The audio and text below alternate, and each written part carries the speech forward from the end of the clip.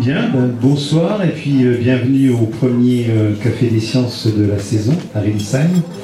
Et c'est promis, afin de ne pas altérer votre horloge biologique, on essaiera de terminer avant minuit pour que vous puissiez récupérer facilement du décalage horaire. Voilà. Donc ce soir, nous allons vous proposer de remettre vos pendules à l'heure. Donc on va parler de beaucoup de choses, on va parler de sommeil, on va parler de rythme biologique, on va évoquer beaucoup de choses, on parlera au hasard de la conversation de chronobiologie, j'espère que je n'en lance pas trop, d'homéostasie, vous acquiescez si c'est faux, d'acrophase, voilà, tous des termes que vous connaissez certainement mais qui restent encore pour certains un mystère. D'amplitude, on parlera de désynchronisation externe et interne, on parlera de décalage horaire ou de jet lag pour faire plus à la mode, et on parlera également de chronopsychologie ou bien d'accidentologie. Donc c'est vous dire que le programme et que vous en saurez certainement encore plus lorsque vous partirez ce soir, et que vous avez entendu nos invités, puisqu'on a comme d'habitude choisi le haut du panel. Donc nous avons 3 scientifiques, 2 sont chercheurs et un est médecin, c'est ça, praticien hospitalier. Donc on va commencer par les dames, enfin par la dame, il n'y en a qu'une. Marie-Paul Felder, vous êtes chercheuse au CNRS, au département neurobiologie des rythmes, à l'Institut des neurosciences cellulaires et intégratives. Excusez-moi, je dois lire parce que par cœur c'était difficile.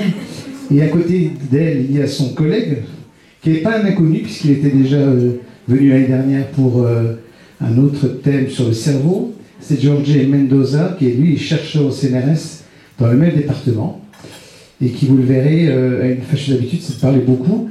Donc il le sait, et je lui tape un coup sur le genou comme ça pour qu'il s'arrête, parce que sinon il est capable de parler toute la soirée. C'est ça, c'est exact. Voilà.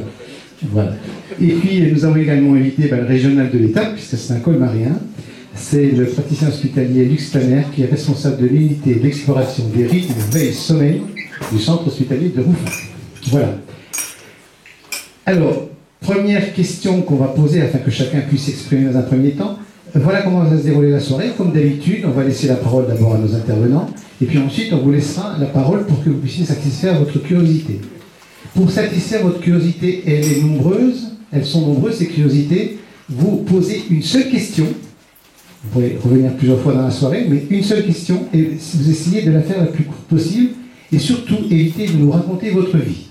Voilà, qui doit être certainement intéressante, mais malheureusement, comme vous êtes 60 ce soir, à raison de 1 heure chacun de sa vie, ça fait 60 heures. Donc le décalage va être énorme. Bien. Alors, nous allons tout de suite rentrer dans le vif du sujet. Je vais interroger chacun de vous, et on va commencer par Marie-Paul, savoir quel est votre rapport au niveau de vos recherches avec l'horloge biologique, avec le sommeil, etc. Donc très, très rapidement, en 2 ou 3 minutes, nous dire un petit peu quel est votre domaine de recherche.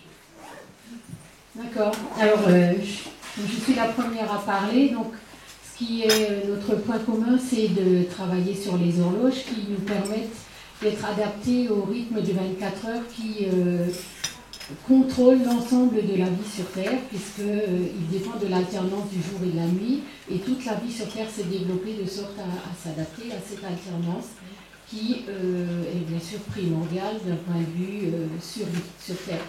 Et donc on va parler d'horloges qui ont évolué dans les organismes vivants de sorte à préparer la vie à cette alternance. Et moi, je m'intéresse à un aspect tout particulier qui est encore plus lié à l'alternance du jour et de la nuit, qui est la vision. Nos yeux fonctionnent d'une façon différente de jour et de nuit, et j'essaye de comprendre ce qui, dans la rétine, fait qu'elle est capable de percevoir certains rayonnements de nuit et d'autres rayonnements, d'autres images du jour.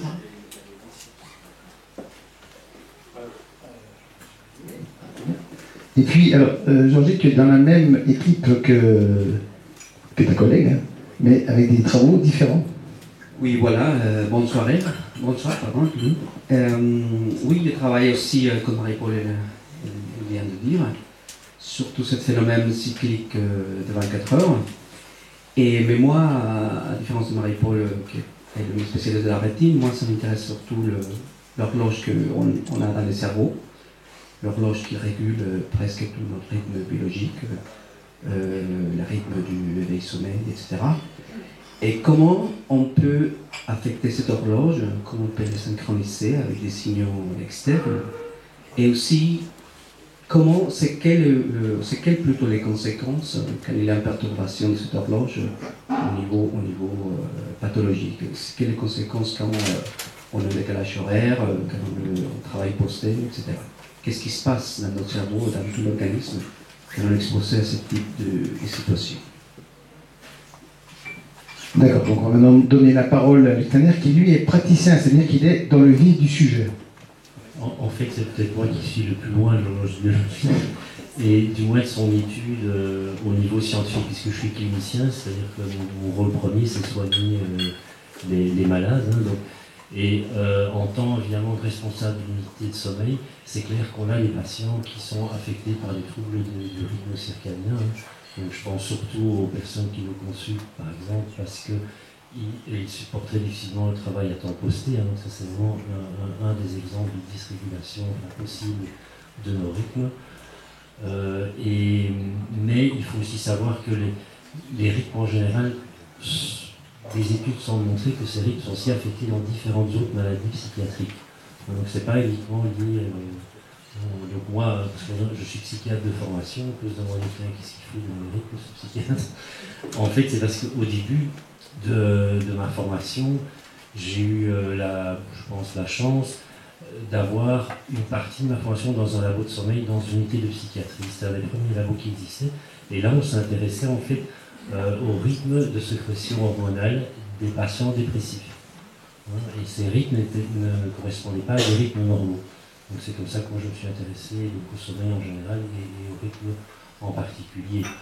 Bien que dans une clinique de sommeil, je vais vous dire, les 90% des patients viennent pour des apnées du sommeil, donc il n'y a pas grand-chose à voir avec les rythmes.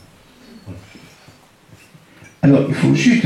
Il y a quelque chose qui m'a surpris quand j'ai un petit peu consulté la chronobiologie, c'est ce dont on va aussi parler. On s'est rendu compte qu'en fait, l'analyse de l'organisation temporelle des êtres vivants, c'est pas nouveau, puisque l'homme préhistorique s'en est déjà occupé. Lui, c'est plutôt intéressé à ce qu'on appelle comment dirais-je, ce qui était appliqué à l'agriculture, à l'élevage, c'est-à-dire qu'il vivait au rythme des mois et des saisons. Et il a fallu attendre, en fait, le siècle dernier, pour qu'on puisse véritablement s'intéresser à ces cycles chez l'homme, à leur rupture et aux conséquences de cette rupture. C'est quand même assez étonnant. Alors, on y va, on répond. Vous avez le droit de prendre le micro.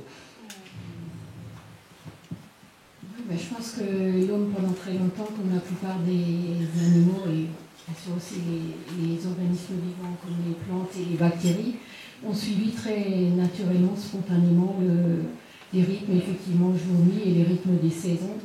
C'était quelque chose d'extrêmement naturel. Et maintenant, avec les moyens modernes de déplacement, etc., on est amené à vivre à contre-sens et l'éclairage, notamment nocturne, qui est un élément très important de notre vie journalière. Avec tous ces éléments, on perturbe beaucoup notre vie simple d'adaptation à l'alternance du jour et de la nuit. Et donc, ça crée des dysfonctionnements, ou en tout cas des perturbations de l'horloge centrale, qu'on est amené à étudier du coup à cause des pathologies que ça a suscité. Alors juste un petit éclaircissement, parce qu'on en parle beaucoup, on parle de rythme circadien. Alors qui peut nous expliquer ce que c'est que le rythme circadien? En fait, en biologie, on a différents types de rythmes, et on les appelle par rapport à ce temps de duration, sa périodicité. Un rythme circadien, c'est tout ce phénomène biologique ou physiologique qui présente, qui s'approche, ou qui a une période proche de 24 heures. En fait, les noms, ça vient du latin, circa, près du bien, jour. Donc tous les phénomènes qui suivent une périodicité proche de 24 heures, on l'appelle un rythme circadien. Donc ce rythme, s'il est brisé, alors je vais peut-être m'adresser aux praticiens, s'il est brisé, il peut entraîner beaucoup de choses, puisque il entraîne naturellement la dépression, il peut entraîner les somnolences, il peut entraîner jusqu'au diabète. Vous pouvez un petit peu nous dire quels sont les risques que l'on encourt lorsqu'on brise d'une manière un petit peu brutale ce rythme? Disons, il faut d'abord dire donc, que le rythme dans la plupart des organismes humains n'est pas de 24 heures. Donc on n'est pas en fait, notre rythme ne correspond pas en fait à l'alternance veille-sommeil, à l'alternance lumière-obscurité que l'on vit sur la Terre. Donc il y a un système qui fait que, on appelle ça être synchronisé, un système qui nous synchronise à l'alternance de 24 heures. Donc notre horloge donc a une durée, période de à peu près 25 heures, et on va la synchroniser avec entre autres, en utilisant différents artifices, dont le plus important est la lumière. C'est la lumière qui permet de nous synchroniser. Alors, on s'en est rendu, parce que votre question aussi est intéressante là, sur les... Pourquoi est-ce qu'on s'est finalement intéressé au rythme veille-sommeil et surtout à cette notion de rythmicité tardivement. Il y a eu aussi des expériences qui ont été faites des sujets qui allaient en isolation temporelle. C'est-à-dire qu'ils n'avaient plus aucun contact avec, donc aucun contact évidemment avec l'extérieur, une lumière constante, une absence de lumière, certains étaient dans des grottes. Et lorsqu'on étudiait leur rythme veille-sommeil et d'autres rythmicités, hormonales, etc., on voyait que cette rythmicité, la période n'était pas de 24, mais était de 25 heures. Donc, alors, en pathologie, on a donc donc, je ne dirais pas que une dysrythmicité entraîne les dépressions, mais on observe des dépressions. Dans les dépressions, on observe cette dysrythmicité, donc on ne sait pas si c'est des causes ou des conséquences. C'est peut-être un peu rapide d'aller jusque-là. Par contre, ce que vous avez tous, je pense, enfin, beaucoup de gens actuellement qui ont voyagé, qui ont fait des voyages transméditerranéens, ont constaté, c'est que quand vous êtes plus synchronisé au rythme de votre environnement, il y a des perturbations qui s'installent, physiologiques. Donc, d'abord, votre sommeil va être assez bouleversé, vous allez avoir de l'insomnie, vous pouvez avoir des troubles digestifs, vous pouvez avoir des maux de tête, toutes sortes de choses qui en fait indiquent que nous ne sommes pas synchronisés. Et il faut quelques jours pour être à nouveau synchrone avec le rythme de 24 heures de l'endroit où vous avez atterri. Alors pour ce qui est du diabète, etc., donc, je pense que tu peux peut-être plus en parler que moi, mais ce qu'on sait, c'est assez nouveau, mais il semble, si vous voulez, dans les rythmes qui sont on va dire, entraînés par ce système de rythmicité circadienne, il y a tout ce qui est les rythmes alimentaires. Mais là, je vais te laisser la parole parce que c'est vraiment ton domaine. Oui, alors par rapport à la question du diabète, c'est vrai que ça, de plus en plus, on s'intéresse un petit peu plus à le rôle du rythme biologique et de l'horloge biologique dans différentes pathologies, inclus toutes les pathologies métaboliques de type obésité, diabète, etc. Car depuis quelques années, on a vu que des horloges biologiques, il n'existe pas que au niveau du cerveau, et non plus au niveau de la rétine. Donc il y a bien sûr une horloge dans la rétine, aussi dans le cerveau, mais maintenant on sait qu'il y a des mécanismes ou des horloges biologiques aussi dans les tissus ou des organes, comme le pancréas, comme l'estomac, comme les tissus adipeux, etc. Et donc qu'est-ce que ça veut dire ça? Avec ça on a vu que chaque de ces organes, ils ne sont pas fonctionnels de la même façon pendant les 24 heures, pendant tous les moments de la journée. Donc il y a des moments de la journée dans lesquels ils sont beaucoup plus efficaces et que c'est le moment dans lequel on doit les faire travailler. Donc si on pousse un organe à travailler à un moment de la journée à lequel il ne faut pas, alors bien sûr, si on le fait d'une façon constante ou fréquente, là, c'est là où s'est arrivée la pathologie. On sait simplement, pour revenir un petit peu à l'état de la diabète, on sait que le pancréas qui sécrète un hormone qui s'appelle l'insuline, que ça va être très important pour aider à la glucose à être circulante, à être capturée par différents organes. On sait que l'efficacité de cette glande, le pancréas, elle est meilleure pendant la journée, mais pas la nuit par exemple. Donc si on pousse par exemple à notre rythme de cet organe, le pancréas, à travailler à un moment dans lequel il ne faut pas, où il est moins efficace. Bien sûr, si on le fait un jour, aujourd'hui, il n'y a pas de problème. Mais si on le fait d'une façon constante, répétée, alors là, il va y avoir un moment dans lequel cet organe ne va pas pouvoir nous répondre de la façon comme il faut. Donc c'est là où on tombe dans la pathologie. Donc là, ce qui est évoqué, c'est ce qu'on appelle la je vais y arriver, je vais la relire. Désynchronisation, merci. Oui, d'accord, vous avez compris ce que je voulais dire, ça va, c'est bien. Donc on a vu un petit peu ce qu'on appelle le décalage horaire, hein, ou jet lag pour faire très anglais. On a parlé aussi un petit peu du travail posté, c'est-à-dire véritablement un décalage. Alors il y a quelqu'un qui travaille sur un autre phénomène, dont je ne prononcerai pas le nom puisque je n'y arrive pas. C'est la cécité totale. Alors comment réagit-on, comment réagissent les personnes qui ont perdu la vue ou qui n'ont pas eu la vue à la naissance par rapport à ça, par rapport à cette horloge biologique?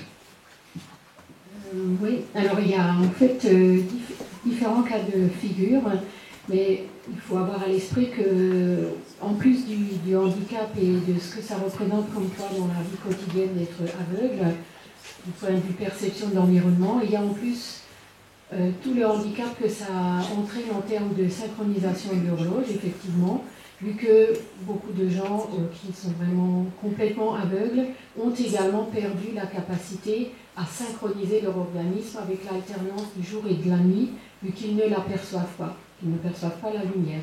Ceci dit, il y a une dizaine d'années, a été fait une découverte vraiment fondamentale, qui est que les cellules de la rétine qui sont responsables de la synchronisation de l'horloge qu'on a dans le cerveau ne sont pas celles qui nous permettent de voir, en fait. Donc les cônes et les bâtonnets que vous connaissez sans doute, les cellules qui vraiment projettent directement dans ce qu'on appelle l'horloge centrale sont des cellules localisées très rares, très dispersées sur la surface interne de la rétine.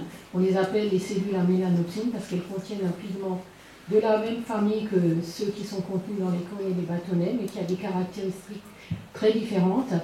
Et donc ces cellules-là sont responsables d'une partie de la perception de la lumière et surtout de l'entraînement de l'horloge centrale. Donc tout ça pour dire qu'il existe une partie de la population aveugle qui ne voit donc pas parce que les cônes et les bâtonnets sont détruits, mais qui a maintenu ces cellules à mélanopsine en vie. Donc ces personnes-là peuvent avoir tout de même une synchronisation correcte et donc un rythme journalier d'activité, un rythme veille-sommeil adéquat. Moi j'ai une petite curiosité de béotien. Lorsque l'on naît, lorsqu'on arrive à la naissance, on a son horloge biologique réglée. Alors comment ça se passe? En fait, l'horloge commence à se développer au fur et à mesure on commence à grandir. On sait que les nouveau-nés, par exemple, sont une horloge très perturbée. Parce que si vous voyez un nouveau-né, il a des périodes pendant qu'il dort, il se réveille, il mange, il dort, il se réveille, il mange. Voilà, c'est comme ça. Il n'y a pas un rythme de 24 heures comme nous l'avons les adultes. Par contre, cette capacité rythmique, ça commence à développer avec l'âge. Et même, pas simplement, on va devenir rythmique au fur et à mesure on commence à grandir, mais aussi on va changer un petit peu notre capacité, notre façon d'exprimer ce rythme. Je ne sais pas, je pense que vous avez entendu parler quand on appelle les gens du soir, les gens du matin, c'est-à-dire celui-là qu'on appelle les cibous et les cibous et les salouettes. Les salouettes. Donc normalement, on dit que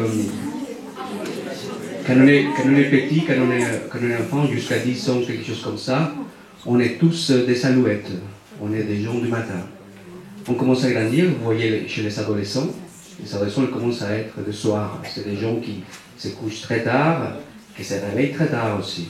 Au fur et à mesure on commence à grandir, à l'âge adulte, on devient de nouveau des gens de salouettes, ça veut dire des gens du matin. Donc l'horloge biologique, il va se développer à le long de toute notre vie. Et c'est surtout aussi grâce à qu'il va commencer à être plus en contact avec tous les signaux externes, ça veut dire les signaux la plus importante comme le cycle lumière-obscurité. Alors, il y a une explication, là c'est ce qu'on appelle la désynchronisation, j'y arrive, externe.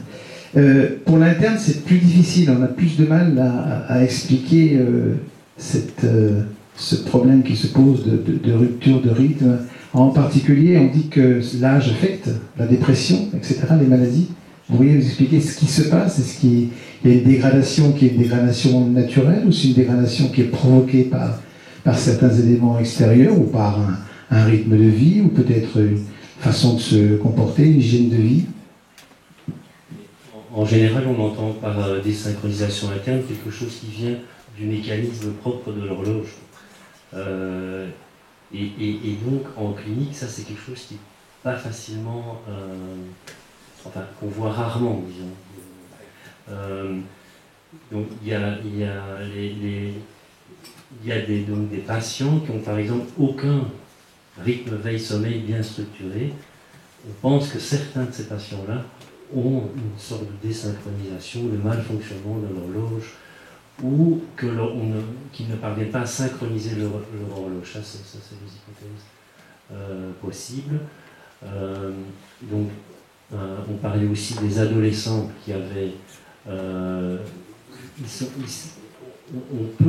c'est très compliqué, hein, c'est difficile à vous répondre clairement entre qu'est-ce qu'on peut entendre par désynchronisation interne et externe. Une désynchronisation interne signifierait que c'est l'horloge en elle-même qui dysfonctionne. Ça, c'est très difficilement démontrable parce qu'il faut avoir des conditions expérimentales qui permettent de bien contrôler l'environnement, et ça, c'est très compliqué. Mais si on prend le cas, par exemple, de nos adolescents, là, il y a deux facteurs qui jouent.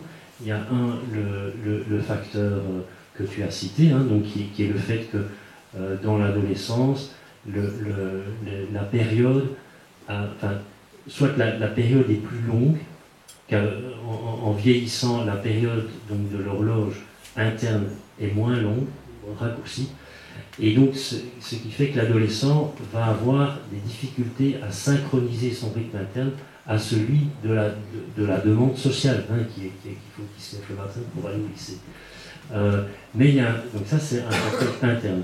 Le facteur externe est que les adolescents se livrent à toutes sortes d'activités, la nuit, ou utilisent des systèmes qui vont les tenir éveillés et qui vont même pas bien entraîner l'horloge. Donc je pense par exemple aux ados qui ont leur ordinateur portable dans leur chambre et qui ont un écran qui les illumine en permanence. Donc ça c'est un facteur qui, pour l'horloge, ça veut dire c'est toujours... il ne faut pas dormir puisqu'il fait toujours clair. Bon, je schématise. Donc dans l'adolescence, il y a une désynchronisation qui peut s'installer, mais pour des raisons physiologiques de développement du cerveau humain, mais aussi pour des raisons sociales. En plus, donc, vous savez tous pour moi que les boîtes de nuit commencent très tard et finissent très tôt le matin. Donc, voilà. Alors j'ai une question qui brûle les lèvres, docteur, est-ce que vous êtes capable de réparer nos horloges? L'horloge en elle-même, non. Donc, justement, on agit toujours sur les facteurs extérieurs. Et surtout sur le synchroniseur. En fait. Donc le synchroniseur, c'est la lumière, l'objet qui est. Donc en fait, dans l'espèce humaine, il y a deux grands types de synchroniseurs. La lumière, et donc là on peut agir quand même avec différentes techniques de luminothérapie. On peut aussi agir avec une hormone qui s'appelle la mélatonine, qui a aussi un rôle dans la synchronisation, mais qui dépend en fait aussi de la quantité de lumière, d'exposition à la lumière. Donc ces deux choses sont fort reliées. Donc on peut agir là-dessus. Et alors on va tenter d'agir aussi sur les habitudes de l'adolescent. Mais ça c'est plus difficile à le convaincre évidemment d'avoir des rythmes veille-sommeil bien, d'avoir une hygiène de sommeil, on appelle ça correcte. Et Marie-Paul, et la recherche dans tout ça, comment pouvez-vous apporter des remèdes, mais des progrès sur justement sur ces rythmes, sur ces horloges qui se dérèglent, qui battent la chamade?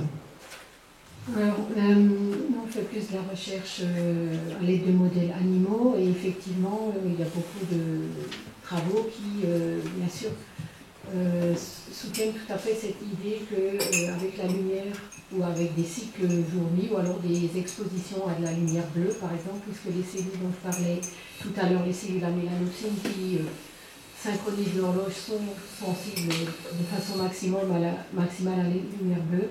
Donc toutes ces approches chez l'homme ont leur pendant chez l'animal et on utilise les mêmes moyens, enfin on les met de cette façon-là.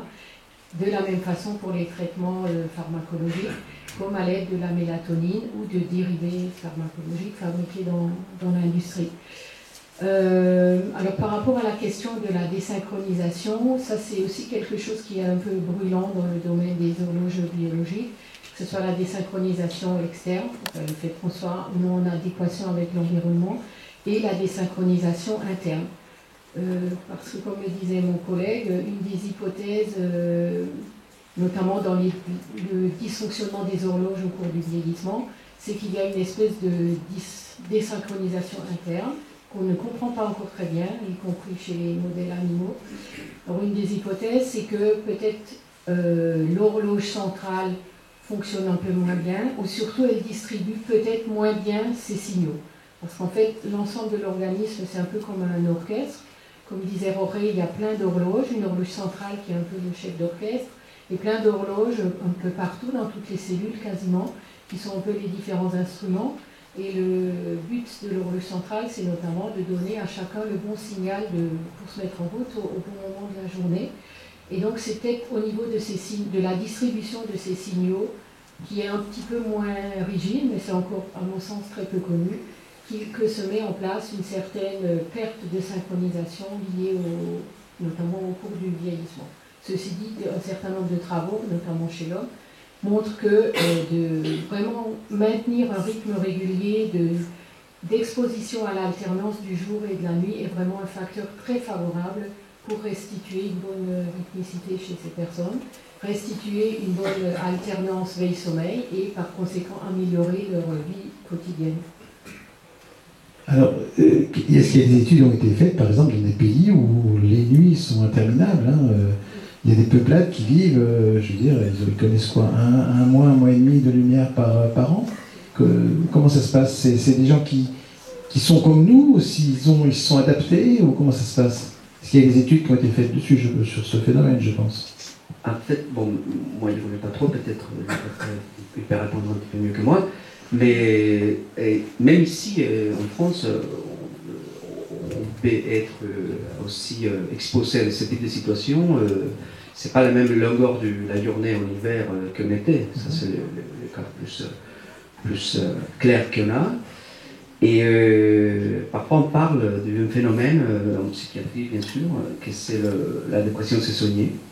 Je pense que vous avez entendu parler un petit peu de ça. Normalement, c'est des gens qui montrent des épisodes de dépression chaque saison, une fois par an, surtout c'est en hiver. Et ça, c'est à cause justement qu'il n'y a pas beaucoup de lumière à laquelle les gens sont exposés. La journée est beaucoup plus courte. On commence à avoir de la lumière du soleil à 8 h du matin et à 5 h de l'après-midi, voilà, c'est fini. Donc ça, l'hypothèse qu'on a en recherche fondamentale et en recherche au niveau du rythme biologique et horloge biologique, c'est que le problème, c'est que l'horloge n'est pas bien synchronisée à cause qu'il n'y a pas assez de lumière en duration, mais aussi en intensité. Donc il n'y a pas un bon signal externe de lumière-obscurité qui arrive à synchroniser notre horloge biologique. Donc la conséquence, ça peut être, entre autres, ce type de problème qu'on la dépression saisonnière. D'ailleurs, quelque chose qu'on utilise beaucoup comme traitement pour ce type de pathologie, c'est quelque chose que Luc il avait parlé tout à l'heure, que c'est la photothérapie, que c'est utiliser de lumière artificielle qui arrive à resynchroniser, synchroniser de meilleure façon notre horloge pour éviter justement ce type de problème pendant cette période-là d'hiver. J'ajouterais juste quelque chose sur la symptomatologie de la dépression saisonnière, parce que ce n'est pas du tout les dépressions qu'on a l'habitude de voir autour de soi, d'avoir entendu parler, parce que les symptômes sont très particuliers, et ce qui est très amusant si on veut, c'est que ça rappelle en fait l'hibernation. Donc en fait, les symptômes arrivent au moment où, en général en hiver, donc c'est au moment où il y a moins de lumière, et alors classiquement, la personne ne se sent pas spécialement triste, mais complètement abolique, c'est-à-dire qu'elle n'a plus envie de ne rien faire. Elle ne ressent pas toujours nécessairement une tristesse. Et en général, elle s'isole, elle se replie sur elle, elle reste dans son lit, elle se dit somnolente, mais quand on fait vraiment des tests pousser cette particularité sur vraiment sonolente. Et alors, elle a une consommation alimentaire effrénée pour les sucres. Donc souvent, pendant cette période-là, elle a commencé à prendre du poids. Et donc, ça ressemble assez bien à un tableau d'hibernation. Et ça se voit essentiellement dans les pays où, justement, le manque de lumière en hiver est le plus criant, hein, dans un pays scandinave, où d'ailleurs ils ont tout un système d'exposition à la lumière presque organisé, hein, pour éviter que ça se produise, quoi. Et ce genre de pathologie, vous n'allez jamais la trouver à l'équateur, par exemple, parce que là, les lumières sont constantes pendant toute la nuit. Mais justement, donc c'est un bon exemple, le fait de cette surexposition à trop de lumière, est-ce que c'est pas aussi un sujet de dérèglement? Parce que l'horloge biologique, elle a besoin d'avoir des cycles qui se répètent et qui alternent lumière, moins de lumière, etc. Est-ce que, vous citez l'équateur, bien sûr, il y a du soleil en permanence, c'est agréable, etc. Mais est-ce qu'on n'a pas aussi un dérèglement de l'horloge biologique à cause justement de ce trop plein de lumière? Trop plein, non, enfin, oui, c'est-à-dire qu'il y a aussi, dans certaines maladies psychiatriques comme le trouble bipolaire, hein, donc c'est la maniaco-dépression, où il y a ces phases de dépression et ces phases d'excitation maniaque, la lumière est connue pour pouvoir, l'excès de lumière, hein, pour pouvoir déclencher des états maniaques, hein, des états d'excitation, qui sont assez facilement réversibles. Hein.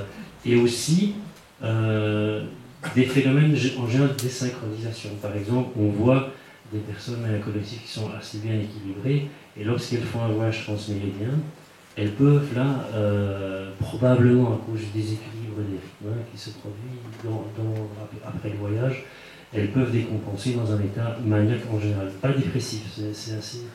Alors, est-ce que ça a un rapport vraiment avec la lumière? Ce qu'on sait, nous, c'est que quand on fait des traitements à la lumière, moi j'en ai déjà vu, j'ai déjà vu des états maniaques se déclencher, des états d'excitation. Hein. Mais il faut, on va dire, être prédisposé. Et alors on pense aussi que en fait, ce qui est important aussi, c'est la variation de lumière sur la journée. Donc en fait, classiquement aussi dans la maniaco-dépression, les décompensations dépressives surviennent en fait en automne et au printemps. Et on pense que c'est pas lié à la quantité réelle de lumière totale, quoi, mais au fait que c'est à ce moment-là que les jours raccourcissent ou se rallongent le plus. Et c'est ce delta-là qui semble provoquer les états dépressifs. Et pour revenir alors aux dépressions saisonnières, il y a des formes de dépression saisonnière où il y a une sorte d'excitation l'été, d'excitation de type maniaque. Donc, mais en psychiatrie, c'est compliqué, parce que niveau nosologie, donc niveau classification des maladies, c'est très compliqué, parce qu'on se base que sur des symptômes, et c'est pas l'idéal, je veux dire, quand on veut essayer de comprendre un phénomène, de se baser uniquement sur des symptômes. C'est plus facile si on a des mesures plus cliniques, enfin des mesures, quoi, qui ne sont pas uniquement ce que, en psychiatrie, on est confronté au fait qu'on se base sur ce que le patient nous dit, bon, qui a sa subjectivité, à ce qu'il ressent, et qui est propre à son histoire personnelle, donc il peut déjà modifier son ressenti par là. Et deuxième chose, le psychiatre va interpréter, donc, le ressenti, le symptôme. Donc vous voyez, c'est la pire des situations pour observer vraiment un phénomène, le quantifier, et voilà. C'est vrai que la recherche en psychiatrie est quelque chose de très compliqué. Alors, je vous avais promis donc un déroulement de la soirée, donc on avait dit 45 minutes, on est presque à 45 minutes. Donc maintenant, on va vous libérer votre frustration, parce que je pense que vous avez plein de questions à poser. Donc notre charmante hôtesse va passer parmi vous avec son micro.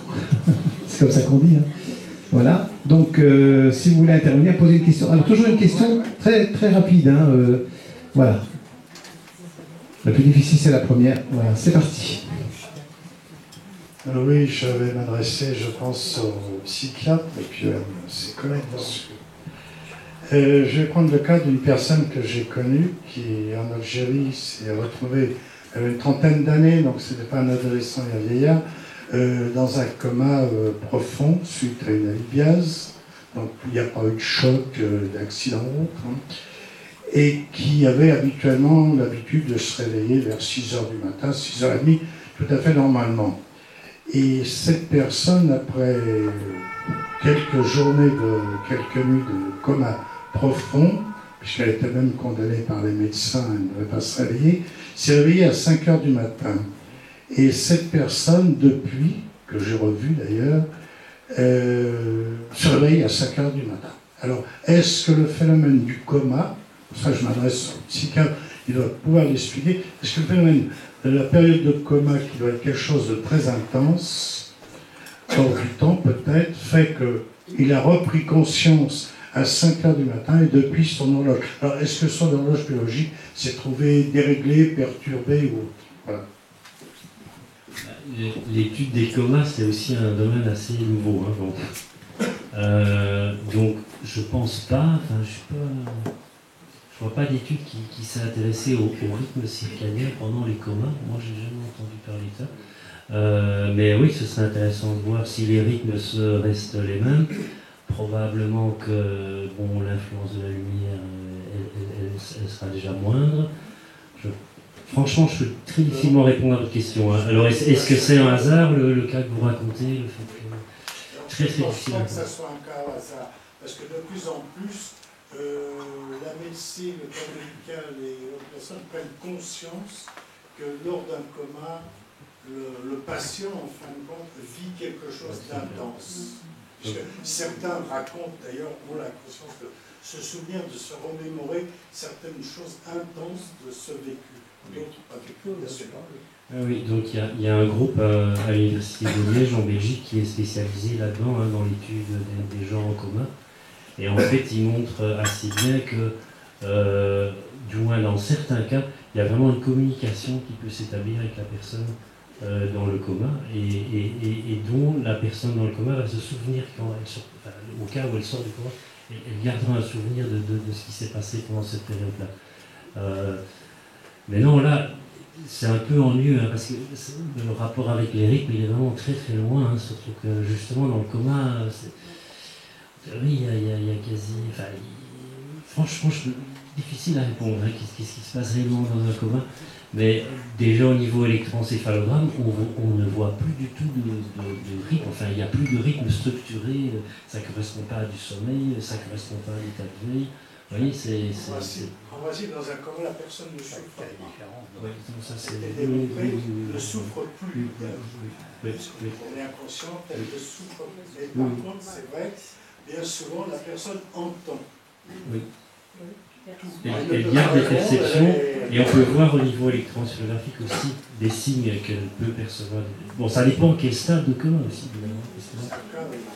Parce que son horloge biologique a été songée à son heure de réveil. Mais ce qui me paraît quand même peu probable, c'est que ce sont quand même des phénomènes très plastiques. L'horloge biologique, sa régulation, donc j'ai du mal à imaginer que ce soit figé comme ça dans le temps. Oui, parce que ça veut dire que ce serait mal adaptatif, quoi. Si cette personne doit, les conditions extérieures, changent cette personne, il faut quand même qu'elle puisse s'adapter.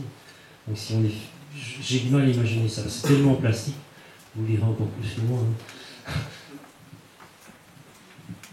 Bien, deuxième question.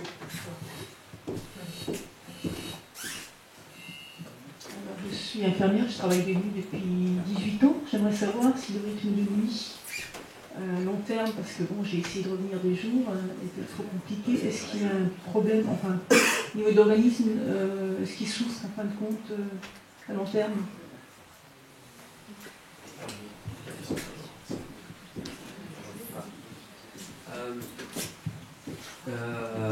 Oui, normalement, c'est vrai que tout ce type de travail, que l'on appelle le travail posté, les médecins, les infirmières, les policiers, les ouvriers, etc., c'est vrai qu'ils sont exposés dans une situation dans laquelle on doit travailler, on doit être actif, et surtout aussi on s'expose à la lumière au moment dans lequel il ne faut pas, dans lequel notre organisme il est plutôt prêt pour dormir, pour se reposer.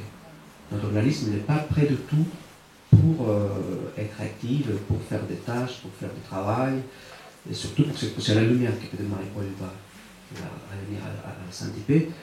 Donc c'est vrai qu'il il y a des études cliniques dans lesquelles, pas simplement avec les infirmières, mais aussi avec les hôtesses de l'air, ou des gens qui sont tout ce décalage horaire. et qu'il y a une corrélation de tout ça avec les développements de différentes pathologies.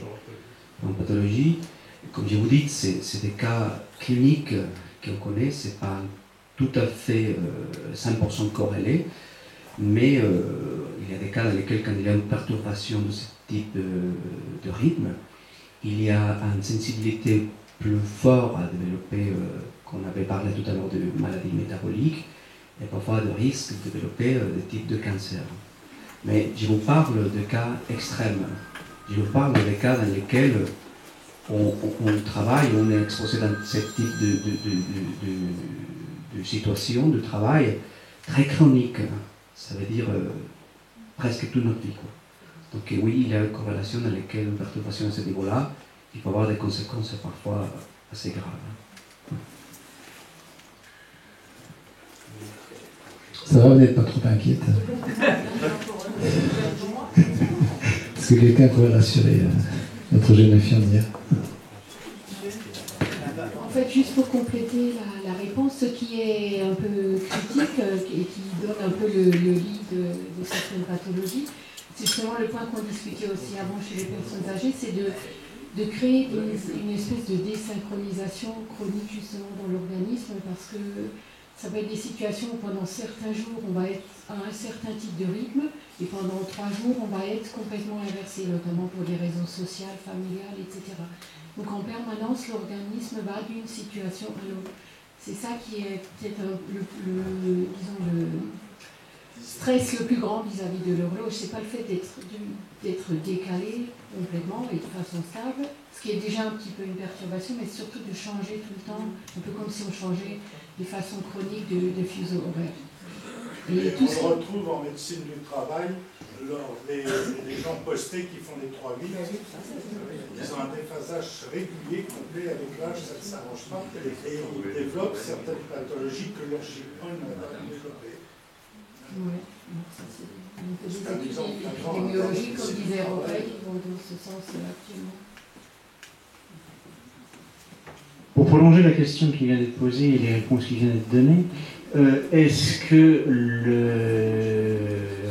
la lumière et le sommeil doivent être quelque chose de bien défini? C'est-à-dire qu'on pourrait considérer que quelqu'un qui travaille en permanence de nuit pourrait faire un petit peu comme une espèce de jet lag, c'est-à-dire se resynchroniser sur un autre rythme et sur un rythme de nuit, mais avec l'inconvénient que le sommeil ne serait pas synchronisé avec la lumière. C'est quelque chose qui doit absolument être nécessaire, c'est-à-dire est-ce qu'il faut qu'on dorme, pour parler très simplement, est-ce qu'on doit dormir la nuit et être réveillé le jour, ou est-ce qu'on peut, dans le cas des personnes qui travaillent la nuit, se resynchroniser sur un rythme de sommeil en début de journée, par exemple, bien qu'il fasse clair, pour pouvoir travailler correctement de nuit sans que ça ait de conséquences dramatiques comme celles qui venaient d'être évoquées. En fait, oui, donc, il y a plusieurs types de travail posté. Donc, il faut quand même les distinguer. Donc, il y a le travail posté où la personne, par exemple, ne fait que des nuits. Donc, c'est le cas que je viens d'évoquer. Et en général, ça dépend des entreprises, mais c'est en général 5 jours, 5 nuits, et puis une pause de 2 jours, et comme ça de semaine en semaine. Alors, en théorie, donc si. Bon, prenons un cas simple, quelqu'un qui ne travaillerait que de nuit, même sans pause. Donc ça, c'est le meilleur cas de figure. Il pourrait s'adapter, admettons qu'il ait une vie nocturne sociale, admettons. Donc ça, ce serait le meilleur cas de figure. Donc parce qu'il s'adapterait à ce nouveau rythme. Mais il reste quand même un problème. Et le problème, c'est le sommeil qu'il doit avoir la journée. Et le sommeil la journée ne sera jamais de la même qualité que le sommeil de nuit, simplement à cause de la lumière. Parce que la lumière indique à l'horloge biologique que le matin, c'est le moment en fait où elle va tout faire pour garder le cerveau éveillé.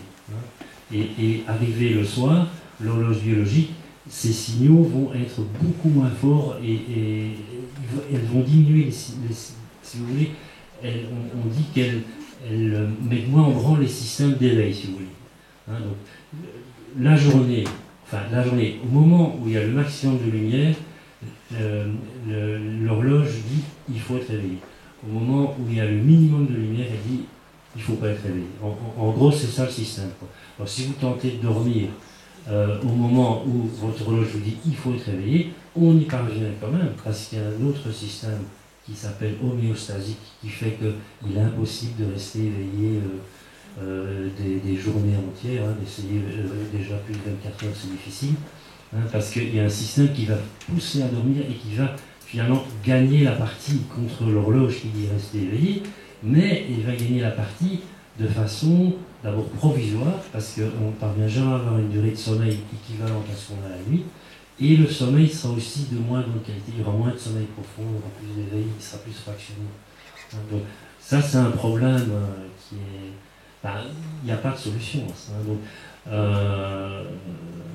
c'est nos sociétés qui veulent ce genre de... Bon, dans les services publics, c'est souvent, on ne voit pas comment on pourrait faire autrement, on ne va pas fermer les urgences la nuit, hein, mais bon, dans la production industrielle, ça se discute, pourquoi est-ce qu'on le fait. Parce que, voilà, il faut être compétitif, mais pourquoi est-ce qu'il faut être compétitif? Enfin, ça, c'est un problème de société. Mais, alors, les autres systèmes sont beaucoup plus difficiles à supporter sur le papier, puisque là, il y a le système des 3-8. Alors ça, c'est le pire, puisque vous sans arrêt vous changez. Alors, on a d'abord pensé, je me souviens au début, qu'il fallait faire des longs cycles. Donc, c'est-à-dire rester... donc, en Suisse, ils le font encore, j'ai remarqué. Donc, c'est-à-dire rester plusieurs semaines à tel rythme, à tel horaire, puis changer. Et en fait, on s'est vite aperçu qu'il vaut mieux changer très rapidement de rythme, hein, donc tous les 2 jours, parce qu'en fait, l'horlogeur n'a pas le temps de s'adapter en fait, au nouveau système. À la limite, c'est un moindre mal. Et alors, il y a le système le moins dangereux, c'est le système des 2 postes, hein, donc ceux du matin et du soir. Ça n'a qu'une très faible influence. Enfin, il faut quand même se lever plus tôt le matin pour le poste du matin, mais ça a quand même une faible influence. Est-ce qu'on peut vraiment considérer qu'il y a une désynchronisation qui s'installe? Je n'ai pas l'impression. C'est des conditions de travail difficiles, mais c'est pas vraiment quelque chose où l'horloge biologique est impactée comme dans les autres conditions. Et alors ce qu'on voit, parce que c'est la question de madame, donc, comme a dit Jorge, il y a la question de la durée du temps. Enfin, combien de temps a-t-on travaillé à temps posté?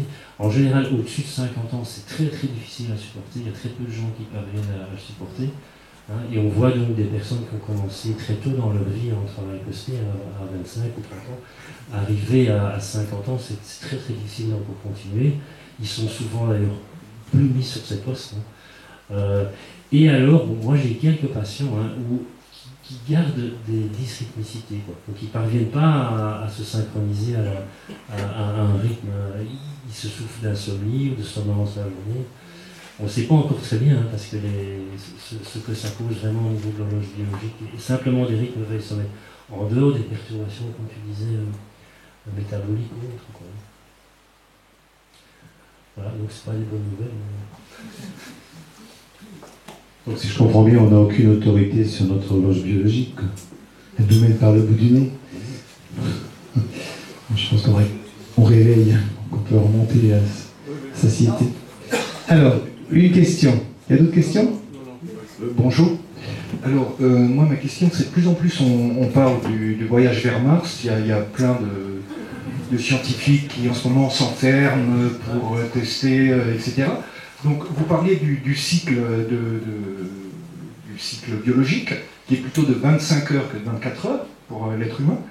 Et donc, est-ce qu'on est plus adapté à la vie martienne qu'à la vie terrienne, puisque la journée sur Mars, c'est à peu près de 24h40 dans ces eaux-là. Donc, les gens qui iront sur Mars auront-ils un meilleur sommeil, une horloge biologique qui fonctionnera mieux que sur Terre? Voilà. Quelle expérience! Bon, qui veut comparer la Terre et Mars?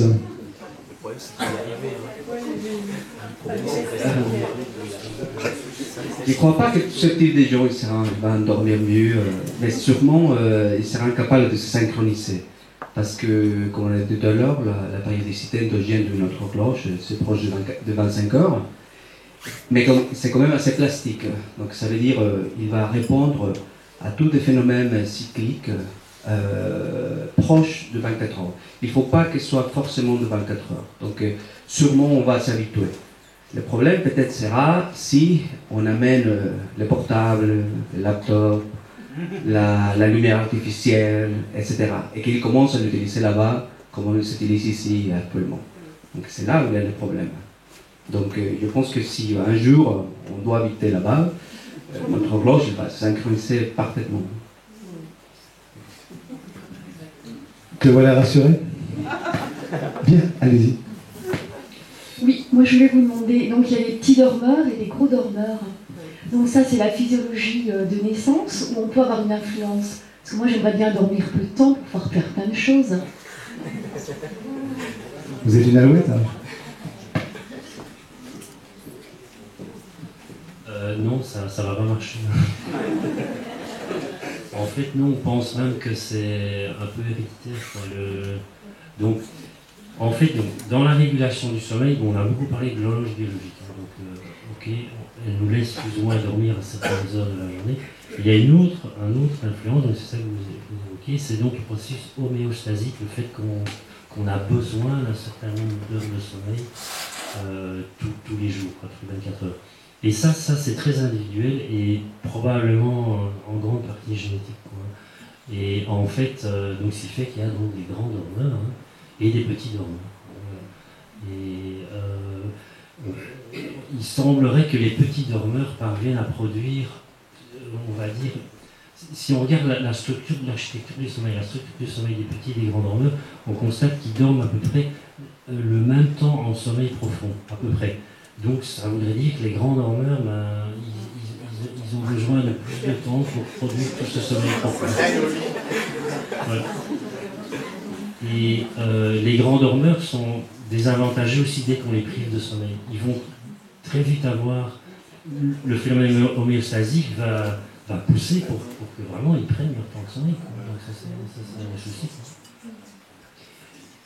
Il y a un collègue donc, qui est alsacien, qui travaille à Bâle, Antoine Viola, qui a montré que un des facteurs qui régulait cette propension à dormir plus ou moins, c'était un des facteurs de l'horloge biologique, curieusement, le jeune père. Donc c'est assez paradoxal, mais l'horloge pourrait aussi jouer un rôle dans l'homéostasie. Ça, c'est les dernières hypothèses.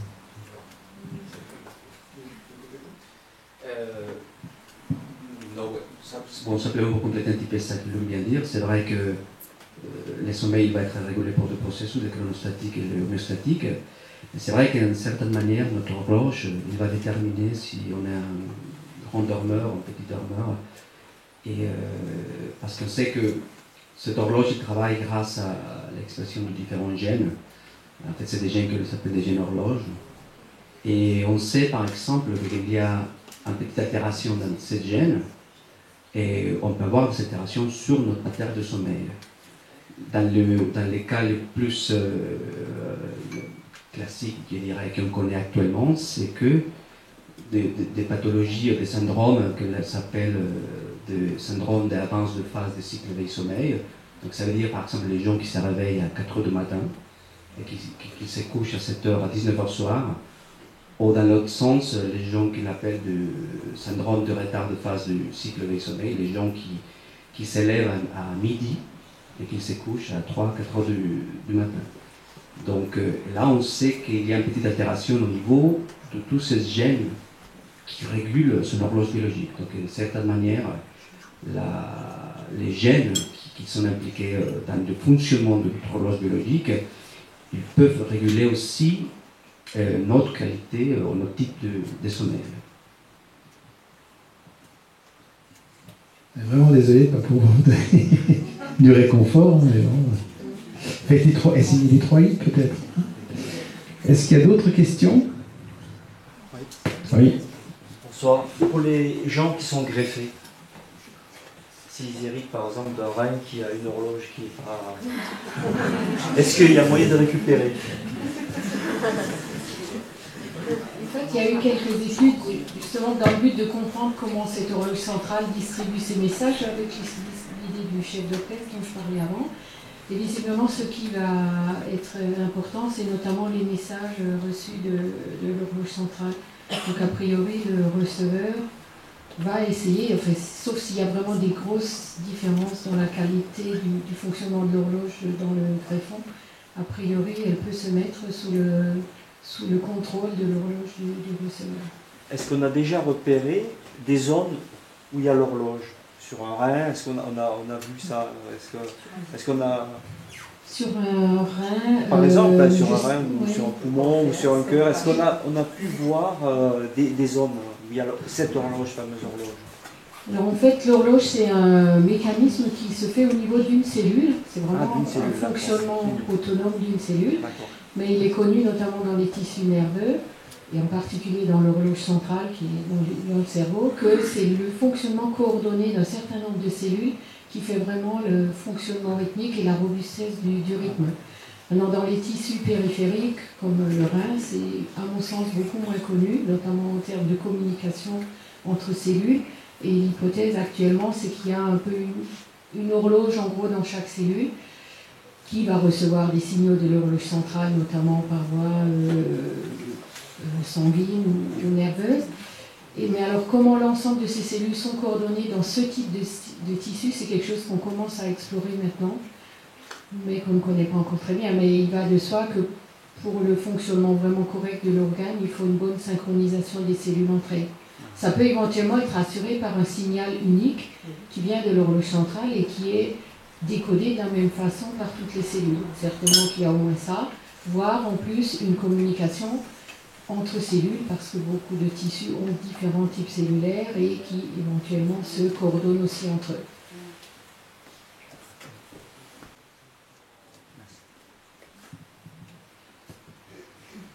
D'autres curieux?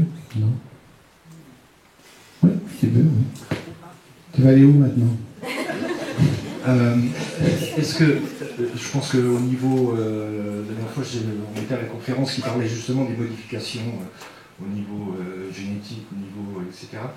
Est-ce qu'on en est à, ne serait-ce qu'à savoir comment réguler cette horloge?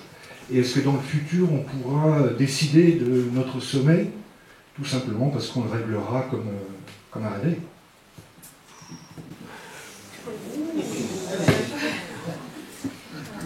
Comme ça avait été évoqué plus tôt, il y a certaines façons d'influencer assez fortement nos rythmes, notamment le rythme du sommeil, c'est via l'exposition à la lumière. Il y a certains moyens pharmacologiques. Alors d'ici à pouvoir vraiment tout déclencher, comme le disait Roré aussi, vraiment la composition génétique, il y a une dizaine de gènes horloges principaux au moins. Et il y a des mutations connues dans plusieurs d'entre eux qui vont effectivement, notamment, et son fonctionnement dans l'ensemble définit si on est plutôt en une alouette, comme on disait, ou en hibou. Donc ça me paraît des facteurs vraiment intrinsèques contre lesquels il sera difficile vraiment de changer quelque chose pour chaque individu. Mais bon, il reste ces autres moyens, en tout cas pour essayer de le moduler du mieux possible. Donc lumière et moyens pharmacologiques. Ça répond c'est vraiment à la question, mais c'est tout de même très génétiquement déterminé. Et, à ce niveau-là, je dirais pour le moment, on ne voit pas encore trop comment vraiment aller contre ça. C'est vraiment intrinsèque à toutes les cellules de l'organisme.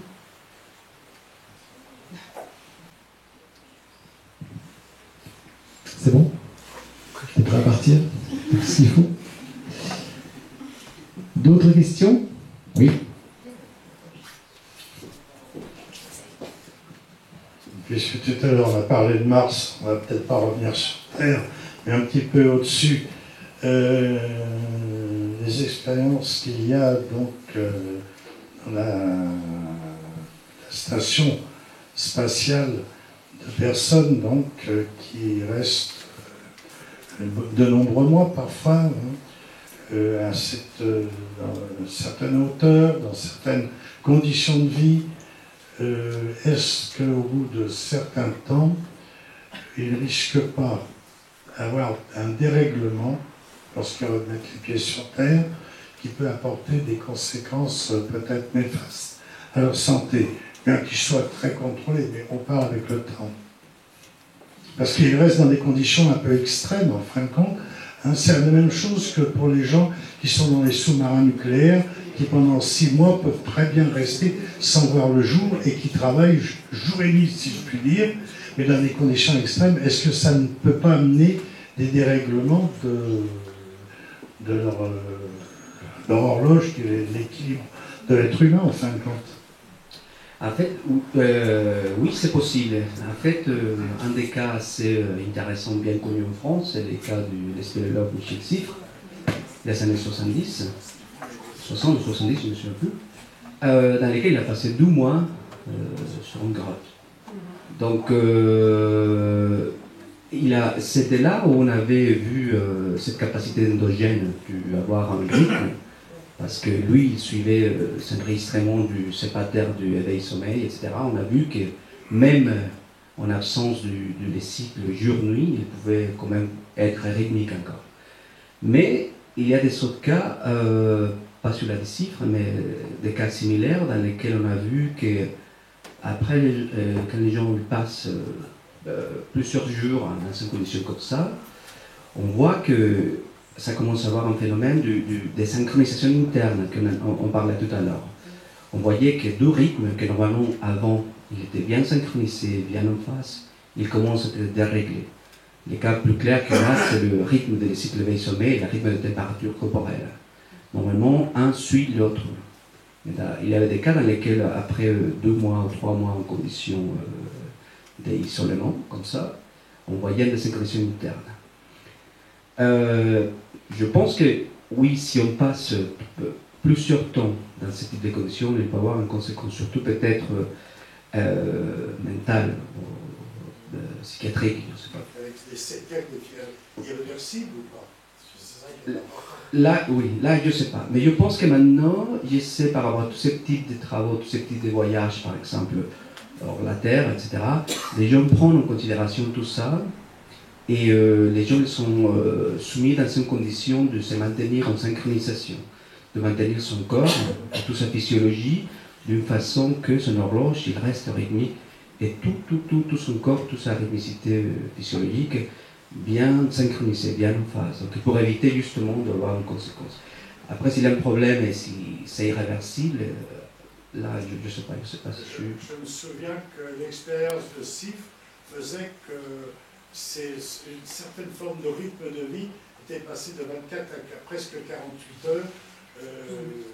Il se croyait à faire 24 heures, donc il en avait fait 48. Donc déjà, il y avait un déphasage par rapport à ce qu'on a expliqué tout à l'heure. Oui, possible. Il y avait des synchronisations internes. Donc ça veut dire que chacun du rythme commençait à travailler de son côté. C'est une coordination interne. Un manque de repères aussi. Parce qu'on calculait en fait les jours par rapport au jour, à la nuit, etc. Alors, il nous reste une petite dizaine de minutes, donc nous allons conclure. Je vais demander à chacun des intervenants, et ça ils ne le savent pas, donc ça va être la surprise, de nous parler d'avenir, de nous dire dans leurs recherches quels espoirs ils mettent, quels espoirs ils vont nous donner. C'est un petit peu pour réconforter toutes les autres personnes qui n'ont pas forcément une réponse positive à ce qu'ils attendaient. Donc un petit peu, où est-ce qu'on en est dans vos recherches et qu'est-ce qui va, dans les années qui viennent, dans les années qui viennent, qu'est-ce qui va être apporté à l'être humain sur l'horloge biologique? Bon, en fait, au niveau de la recherche fondamentale, qu'est-ce qu'on fait? C'est surtout essayer de comprendre les mécanismes, comment ça marche, comment ça fonctionne, tout ce mécanisme de chronométrie, de horloge, quel type de gènes sont impliqués, comment chaque cellule du cerveau de notre horloge biologique est connectée à l'autre, et comment l'horloge centrale il va contrôler ou il va envoyer tous ces signaux à tout le reste du corps pour maintenir en synchronie et en coordination qui soit favorable pour l'organisme. Donc c'est surtout essayer dans la recherche, maintenant on essaie de comprendre tous ces types de mécanismes de synchronisation interne, mécanismes de transmission des signaux par l'horloge centrale. Et tout ça va nous servir pour essayer de développer différents traitements, soit pharmacologiques ou pas du tout pharmacologiques, qui peuvent aider justement à synchroniser et améliorer la capacité tout notre rythme physiologique. Par exemple, on sait maintenant, on avait parlé pendant toute la soirée, qu'on essaie de comprendre comment la lumière, par exemple, ça marche, comme on dit, des traitements pour synchroniser et régler notre rythme. Dans mon cas, quelque chose qu'on essaie de comprendre maintenant, c'est que l'alimentation, par exemple, manger d'une façon rythmique, manger toujours à la même heure, ça aide beaucoup, beaucoup à maintenir un rythme et une synchronisation de toute notre physiologie. Et ça, c'est très, très important. Donc, maintenant, on essaie de comprendre comment ça marche. Qu'est-ce qui fait l'alimentation pour que tout notre système de chronométrie, il se met à l'heure. Donc, on essaie de comprendre tous ces mécanismes pour pouvoir développer des traitements soit pharmacologiques ou pas pharmacologiques pour aider à tous les types de maladies liées au rythme circadien. En ce qui concerne mon travail, comme j'ai mentionné, on s'intéresse aussi à ces signaux qui émanent de l'horloge centrale et qui permettent de synchroniser les horloges périphériques. Et on essaye vraiment de les identifier, quelle que soit leur nature, dans le but de mieux comprendre comment se fait la désynchronisation, notamment au cours du vieillissement ou dans des cas pathologiques. Ça, c'est une des branches. Et bien sûr, comme disait Jorge, l'identification des signaux donnera d'éventuels outils pour pouvoir aider à la resynchronisation par la suite. Mais en fait, mon axe principal de recherche, c'est sur la vision et son adaptation à l'alternance du jour et de la nuit. Et dans ce domaine, ce qui est connu notamment, c'est que la sensibilité aux effets... Alors là, la lumière est vraiment essentielle, bien sûr, pour voir. Vous l'avez vu aujourd'hui pour la synchronisation de l'horloge. Elle a aussi des effets un peu néfastes sur la rétine, vu que vous connaissez peut-être certaines atteintes dues à l'exposition vraiment prolongée à des lumières d'intensité très forte. Et il se trouve que la sensibilité à l'intensité lumineuse varie au cours du cycle journée. De façon assez optimale, la rétine est moins sensible de jour que de nuit. Ça, c'est relativement bien fait. Et en fait, une des choses qu'on essaie de comprendre actuellement, et c'est nos projets futurs, c'est est-ce qu'une altération de l'horloge rétinienne pourrait être la cause de dégénérescence, vu que notamment ça va altérer la sensibilité de la rétine à la lumière, ça va aussi altérer le métabolisme de la rétine, qui est lui extrêmement critique pour la survie de la rétine, parce que la rétine traite énormément d'informations lumineuses tous les jours, ça génère énormément de molécules nocives, et donc c'est un des endroits de l'organisme où le métabolisme, notamment la régénération cellulaire, est très active. Et ça aussi, c'est très contrôlé par l'horloge. Et donc, on essaye de comprendre si un dérèglement de l'horloge dans la rétine fait un terrain favorable pour des dégénérescences rétiniennes comme celles qu'on connaît, notamment. Et voilà. Donc ça, c'est un petit peu un de nos projets, de comprendre ce lien entre horloge et survie de ce tissu extrêmement sensible, et éventuellement de pouvoir réfléchir à des molécules qui vont servir de thérapie par rapport à la dégénérescence. Alors moi je dépends vraiment des fondamentalistes pour les progrès qu'on pourrait en médecine du sommeil. Disons que le côté intéressant, c'est que les laboratoires pharmaceutiques, par rapport par exemple au traitement pour l'insomnie, sont quand même en train de modifier assez bien leur recherche, quoi, et notamment se base plus, enfin pas tous les laboratoires, mais beaucoup quand même, sur donc les mécanismes de régulation du sommeil par l'horloge biologique, donc via des traitements qui agissent sur cette horloge biologique. Bon, c'est surtout des dérivés plus connus, c'est la mélatonine, mais dont aussi des dérivés synthétiques de la mélatonine qui ont des réactions plus longues, des choses comme ça. Et l'autre chose, ça n'a pas grand-chose à voir avec le sommeil directement et mon domaine, mais je pense que l'étude de l'horloge va, je pense aussi, amener des avancées pour tout ce qui est lié au vieillissement, à mon avis, dans les années à venir, quoi. Ça, je pense que ça, c'est vraiment le domaine d'avenir. Nous redonnons maintenant le contrôle de votre appareil de télévision jusqu'à la prochaine émission de... Le Lucien